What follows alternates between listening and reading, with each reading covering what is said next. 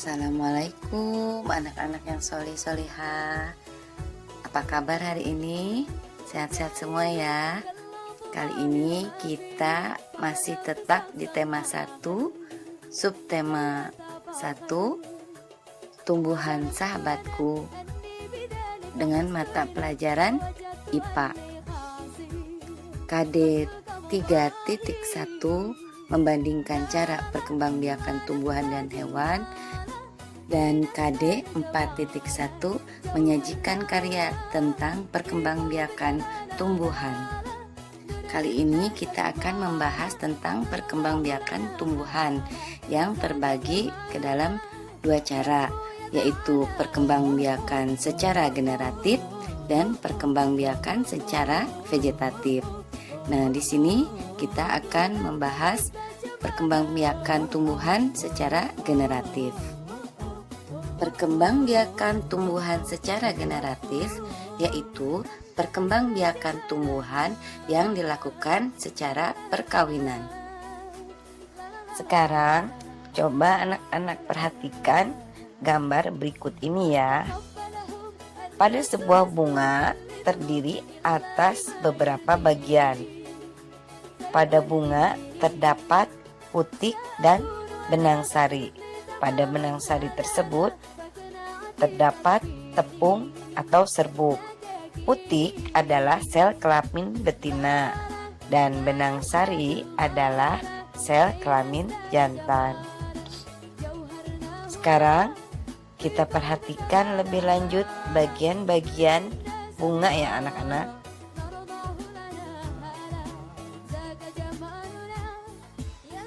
Di sini ada bagian yang dinamakan kepala putik.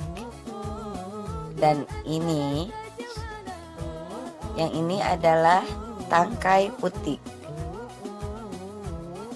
Dan yang ini adalah kepala sari. Ini adalah tangkai sari. Dan yang ini adalah bakal biji. Yang ini adalah bakal buah. Nah, yang ini adalah dasar bunga. Dan yang ini adalah tangkai bunga. Yang ini kelopak bunga. Dan yang terakhir adalah mahkota bunga. Nah, itu ya anak-anak bagian-bagian dari bunga.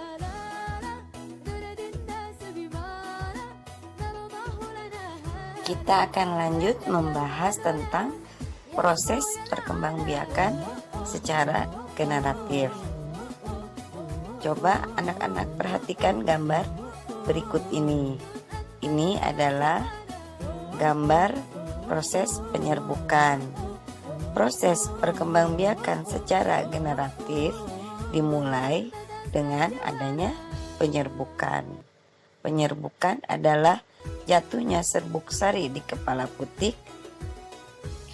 Akibat dari penyerbukan, maka terjadi pembuahan, yaitu bertemunya sel telur di kepala putik dengan serbuk sari.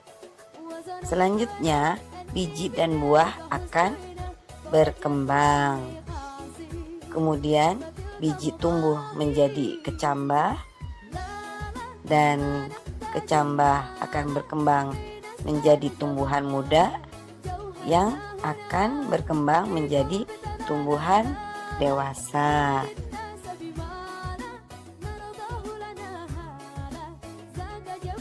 Nah, itu tadi ya anak-anak, proses perkembangbiakan secara generatif yang diawali dengan penyerbukan, kemudian ada terjadi pembuahan, kemudian tumbuh menjadi tumbuhan muda, dan akhirnya tumbuhan dewasa.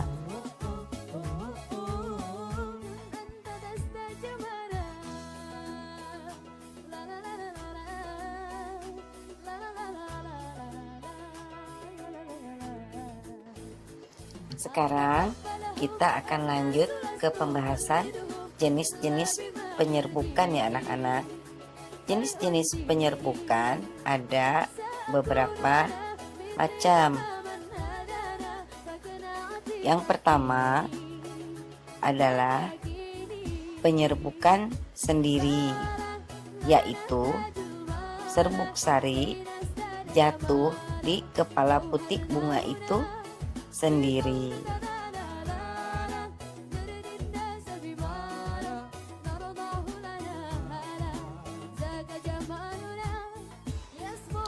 Kemudian yang kedua yaitu penyerbukan tetangga.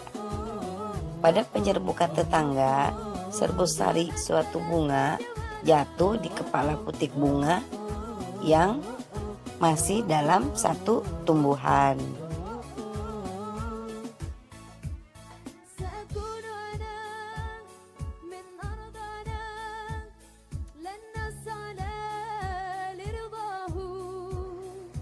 Yang ketiga adalah penyerbukan silang, yaitu serbuk sari suatu bunga jatuh di kepala putik bunga pada tumbuhan yang berbeda, tetapi masih dalam satu jenis tumbuhan.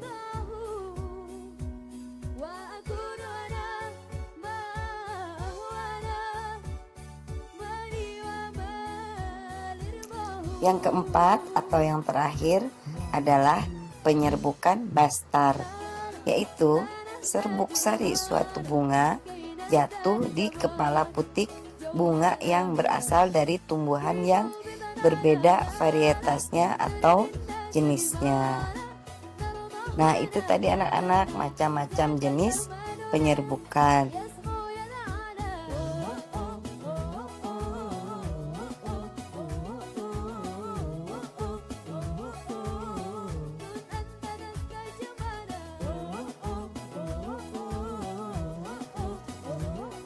Perantara penyerbukan. Selanjutnya kita akan membahas tentang perantara penyerbukan. Ada penyerbukan yang berlangsung dengan bantuan hewan, ada yang dengan bantuan angin, ada yang dengan bantuan air, dan ada penyerbukan dengan bantuan manusia. Penyerbukan dengan bantuan hewan disebut dengan penyerbukan zoidiogami. Contoh hewannya seperti kupu-kupu, lebah, burung, serangga, dan lain-lain. Penyerbukan dengan bantuan air disebut penyerbukan hidrogami. Contohnya pada tanaman air ganggang dan hidrilla. Penyerbukan dengan bantuan angin disebut dengan penyerbukan anemogami. Contohnya pada tanaman jagung, gandum, dan rerumputan. Dan penyerbukan dengan bantuan manusia disebut dengan penyerbukan antropogami. Contohnya pada tanaman bunga vanili dan bunga anggrek. Nah, sekarang kita bahas lebih lanjut tentang proses penyerbukan dengan bantuan hewan. Kegiatan penyerbukan dimulai dari kegiatan hewan mengambil sumber nektar. Serbuk sari pada kepala sari melekat pada bagian tubuh hewan, sehingga pada saat mereka hinggap di bagian kepala putik bunga akan terjadi penyerbukan. Selanjutnya, proses ini akan berkembang menjadi tahapan pembuahan sehingga menghasilkan zigot sebagai hasil perkembangbiakan generatif pada tumbuhan. Selanjutnya kita lihat di sini ya anak-anak, proses penyerbukan dengan bantuan manusia. Penyerbukan dengan bantuan manusia dilakukan apabila kondisi serbuk sari dan putik terhalang karena struktur anatomi bunga yang rumit. Contohnya adalah bunga kembang sepatu dan bunga anggrek.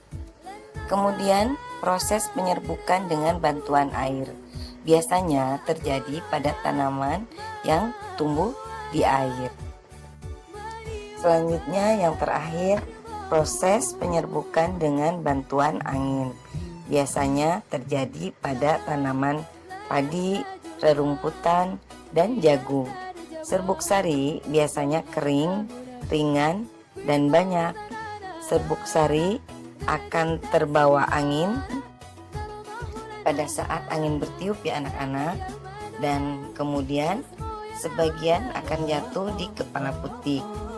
Nah, ketika itulah terjadi pembuahan dengan cara perkembangbiakan generatif. Nah, selesai sudah materi kita untuk hari ini ya anak-anak. Selanjutnya, tugas untuk kalian adalah gambarkan bagian-bagian dari bunga lengkap ya anak-anak. Dan kemudian jelaskan tentang proses penyerbukan. Yang ketiga, kalian jelaskan manfaat dari perkembangbiakan generatif. Kalian dapat perhatikan juga pada buku tema 1 halaman 5 dan 6. Sampai di sini dulu ya anak-anak. Terima kasih sudah menyimak pembahasan kali ini. Minggu depan kita akan membahas tentang perkembangbiakan secara vegetatif. Wassalamualaikum warahmatullahi wabarakatuh.